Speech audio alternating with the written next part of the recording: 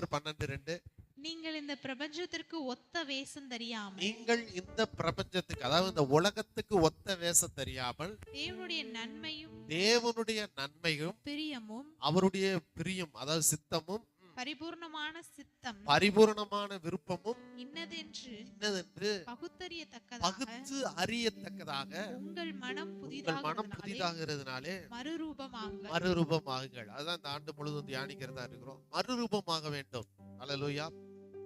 அந்த மறுரூபமானதுனாலதான் தசமாகனா, சட்டமா, உடன்படிக்கையானா அவங்க மனதுல அதை குறித்த ஒரு வெளிப்பாடு கிடைச்சதுனால உடனே சொல்றாங்க அது ஒரு உடன்படிக்கை அப்படின்னு சொல்லி. அல்லேலூயா. சட்டங்கிறது என்னன்னா, நீங்க கொடுக்காட்டி உங்க மேல கடுமையா நடவடிக்கை எடுக்கும். அதுதான் என்னது? சட்டம். சட்டங்கிறது வரியை வசூல் பண்ணும். வரி கொடுக்காட்டி வட்டி போடும். வட்டியும் கொடுக்காட்டி உங்க மேல நடவடிக்கை எடுக்கும். உங்ககிட்ட அதுக்கு புடுங்கும். அதுக்கு பேரு சட்டம். உடன்படிக்கை என்பது அப்படி கிடையாது.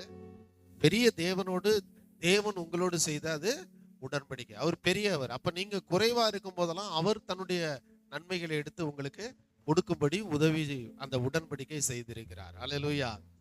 அந்த மனம் புதிதாக வேண்டும். அதுதான் ரொம்ப முக்கியம். பண விஷயத்திலும் சரி, சரீர ஆரோக்கியத்திலும் சரி, குடும்ப வாழ்விலும் சரி, நீங்கள் தேவனுடைய வார்த்தையாலே நிரப்பப்பட்டிருக்க வேண்டும். அல்லேலூயா. தேவனுடைய வார்த்தை உங்களுக்குள்ள நிறைந்திருந்தால் உங்கள் குடும்ப வாழ்வு, உங்களுடைய தொழில், உங்களுடைய சரீரத்தின் ஆரோக்கியம் எல்லாம் தேவனுடைய வார்த்தையின்படியே அமைந்திருக்கும். கரங்களை தட்டி நன்றி சொல்லுங்க. தேவனுடைய வார்த்தையின்படி என் வாழ்க்கை அமையணும்னு நினைங்க. தேவனுடைய வார்த்தையின்படி உங்க வாழ்க்கையில எல்லாம் நடக்கணும்னு விரும்புங்க. சரீரத்துல ஆரோக்கியம் குறைவா இருந்தா தேவனுடைய வார்த்தையின்படி என்னை பலப்படுத்துகிற இயேசு கிறிஸ்துவாலே என் சரீரம் பலனடைந்து கொண்டே இருக்கணும். அதான் தேவனுடைய வார்த்தை சொல்லுது. அல்லேலூயா. வார்த்தையின்படி என் வாழ்க்கை அமையணும். யாரோட வார்த்தை? அவர் சொன்னபடி. மரியாள் சொல்றா, உம்முடைய வார்த்தையின்படியே எனக்கு அது கிடையாது. இயேசுவும் சொல்றாரு, உங்க வார்த்தையின்படியே உனக்கு.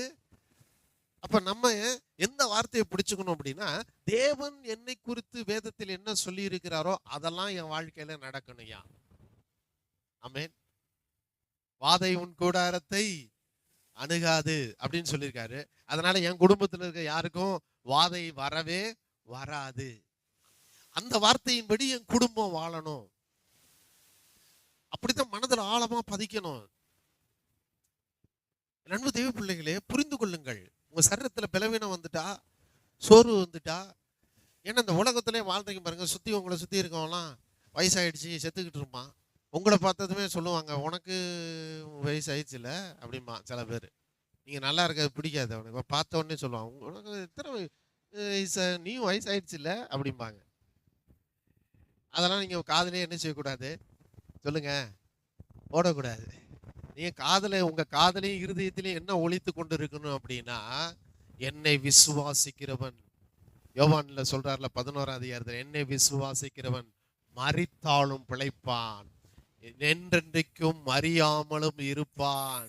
ஆண்டவரே, உங்க வார்த்தையின்படியே எனக்காக கடவது. இப்படித்தான் நீங்க இருக்கணும் உங்க வாழ்க்கையில. வார்த்தையை பிடிங்க. தேவன் என்ன சொல்லி இருக்காரு? நாம் என்றென்றைக்கும் அறியாமல் இருக்கும்படி அவர் சொன்ன வார்த்தை என்னை உயிரோடு வைக்க போகிறது. அல்லேலூயா. என் பக்கத்தில் 1000 பேர், வலதுபுறத்தில் 10000 பேர் விழுந்தாலும் அது என்னை அணுகாது. என் கண்களால் பார்த்து. அப்படின்னா உங்க செட்ட ஆட்கள் உங்களை விட வயசுல கம்மியா இருக்கவன சாகிறது கூட நீங்க பார்க்கலாம். ஆனா அது உங்களுக்கு நேரிடாது.